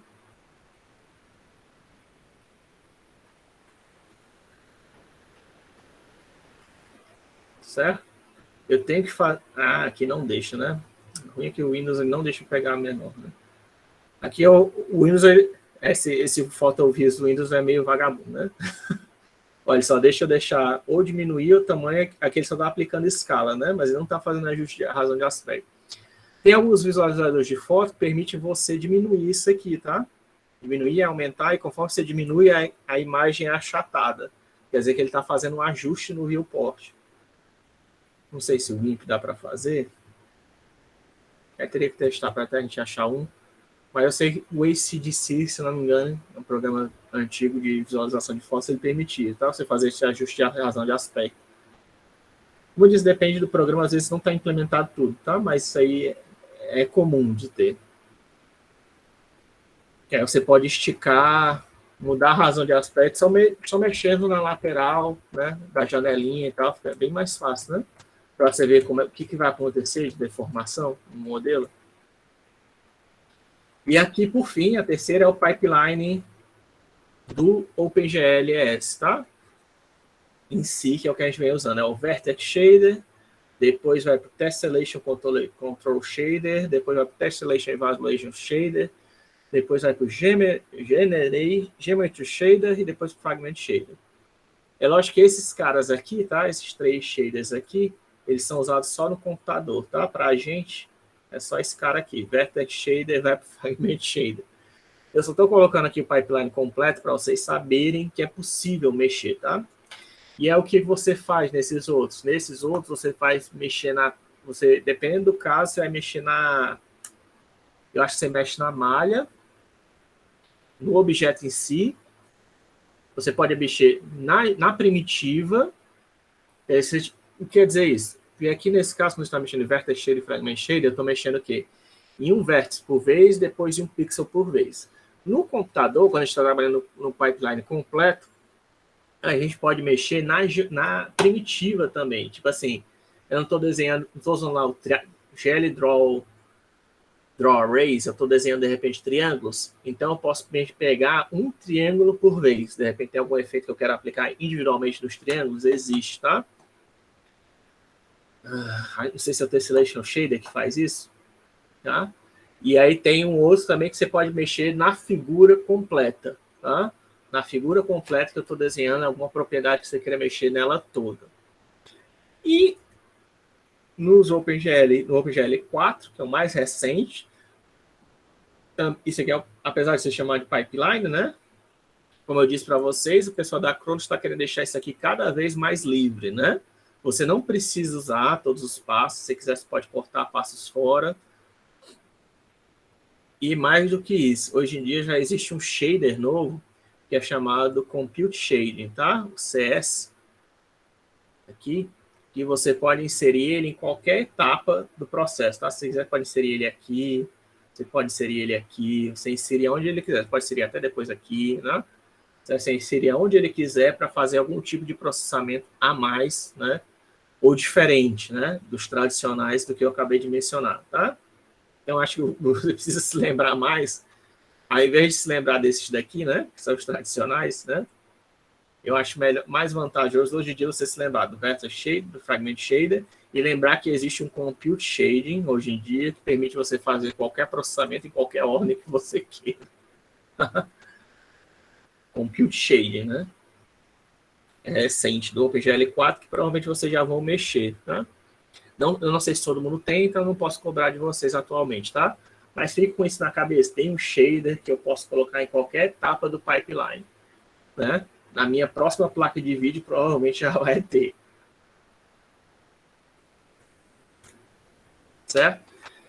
E aí que eu estava falando da matriz de mudança de base hoje é por causa disso, tá? Porque existe, quais são todos os espaços que existem, que podem existir no pipeline gráfico, né? No pipeline gráfico, eu falei de alguns já para vocês, mas nem todos eles existem. Quer dizer, não é que nem todos eles existem, você não é obrigado a usar todos, né? Por exemplo, esse é o espaço do objeto que eu estou falando aqui, que é o primeiro, tá? Ele é justamente o espaço local, tá? O espaço local onde os artistas modelam o objeto. De repente, a gente está modelando um cenário em conjunto, eu e vocês, está modelando a cozinha, aí eu estou fazendo o bule, um de vocês está fazendo o garfo, o outro está fazendo um prato, né? E cada um está modelando, né? No seu espaço independente. Depois a gente quer unir todas essas coisas na nossa cozinha, né? Que a gente está modelando. Aí a gente vai para o espaço de cena, né? Que é o espaço de mundo, tá? Essa matriz de mudança de coordenadas de objetos, coordenadas de mundo, né? É uma matriz ortonormal, né? Obviamente, porque nenhum de nós vai ser louco de querer pegar uma matriz que não tenha 90 graus, né? Porque vai ter que calcular inverso. Ninguém quer calcular inverso, quer fazer só transposta, né? Enfim, essa matriz, em geral, é só uma matriz. Mesmo se fosse em programas independentes, se eu fosse usar o Blender, se fosse usar o Maya, um outro fosse usar o Rhino, usar um programa totalmente diferente, o máximo que essa matriz seria, tá? Para vocês terem uma ideia, seria só uma matriz que teria aqui um -1, tá? Seria uma matriz desse tipo aqui, talvez, ó, sei lá, 1, 0, tá? -1, 0, tá? É a matriz desse tipo aqui, tá? Que não é a matriz ortonormal, todo mundo 90 graus, tá? É basicamente isso aqui, a cara da matriz. Ó, quer dizer que o x vai trocar o sinal, o meu y o teu z vai virar o y, né? E aqui o teu y vai virar o z, né? Trocando o sinal. Né? Se eu pegasse um vetor aqui, x, y, z, de algum dos espaços de vocês, estivesse convertendo para o meu espaço, né? De repente, aí eu vi que eu tinha que trocar o sinal do x, que o teu z, na verdade, ia virar o meu y, né? Como eu tinha essa linha aqui, 001, por isso aqui vai dar que o z vai virar o y. E quando eu multiplicar essa linha por isso aqui, ó, o y vai trocar o sinal e vai ser armazenado em z, né? É basicamente isso, tá? Que você está fazendo numa matriz de mudança de base local para mundo, é isso aqui que você está fazendo. Só trocando os sinais e invertendo a posição, né? X para Y, Z vai para não sei aonde. Alguém falou alguma coisa? Ah, porque já está passando da hora, né? Tudo bem, não tem problema. Certo? Eu vou continuar isso na quarta-feira, tá? Mas isso é a matriz que eu falei. Aí, como eu disse, em geral nem precisa, né? Porque se você está modelando todo o seu cenário, como no caso de vocês estão fazendo trabalho, mas talvez vocês, no caso, trabalho é individual, em grupo, hein? Não sei. Na dúvida. É em grupo, né? O primeiro trabalho foi em dupla, se não me engano. Agora o segundo, nem sei. Não, o segundo também é em duplo. Né? Mas, de qualquer jeito, vocês é bem facinho, né? Você só não vai ter... Em geral, vocês podem todo mundo trabalhar no mesmo cenário, né? Todo mundo trabalha no mesmo coordenada. É até fácil. Só é duas pessoas, né? Diz assim, ó, cara, você trabalha no X maior que 0 e no Y maior que 0. No X maior que 0, no Y, se for 2D, né? Trabalho no X maior que 0 e no Y qualquer. E eu vou trabalhar no X menor que 0 e Y qualquer. Pronto, cada um está trabalhando nos dois em espaços. Dividir o espaço, né? Cada um vai trabalhar numa das duas regiões, cada um pode modelar tranquilo, que não vai afetar o trabalho do outro. E os dois já estão trabalhando em coordenada de mundo, né? Fica fácil, né? Isso aí ficaria mais difícil fazer numa equipe, né? Tem 10 pessoas. Aí não vamos dividir o espaço em 10. Cada um trabalha num décimo da região do espaço 3D. Aí fica mais difícil, né? Sendo que ainda fica meio chato, porque vai ter umas pessoas que vão estar limitadas e umas pessoas que não vão estar limitadas, né? As pessoas que estão na borda podem pegar o infinito, né? As pessoas que estão lá no meio não vão poder, vão trabalhar num espaço menor. Fica meio chato, né? Assim, é melhor usar coordenadas locais e de cena. Mas nesse caso, mesmo no trabalho, o pior caso é você dividir o espaço. Passa um hiperplano, né? Divide em dois, cada um trabalha numa metade, pronto. Ou mesmo que vocês trabalhem os dois usando o mesmo espaço, é só, né, deslocar um objeto. Deixa um objeto parado e desloca o segundo. Ainda assim não é tão complexo, não, né? O espaço tangente é aquele que eu falei, tá? Que é pegar o espaço ortonormal e colocar orientado aí, diferente aqui a minha mão, né? A face está na minha mão, a face está no meu braço. O espaço de câmera, que a gente, para ficar mais fácil, né? Aquele cálculo que eu falei. E tanto fazer a projeção, né? A perspectiva, a projeção em perspectiva e diminuir o erro, né? Porque aí, como todo mundo vai estar próximo da origem, né? O erro vai ser menor, tá? Aí teria que discutir por que isso aí em pontos flutuantes, né? Mas depois eu posso dar um parênteses e falar isso. Eu vou parar agora. Já falei de 4. Aí deixa para falar os outros 4 na próxima aula. Tem o NDC, o de profundidade, de imagem e dispositivo. Tá bom? A gente continua na quarta-feira. A gravação.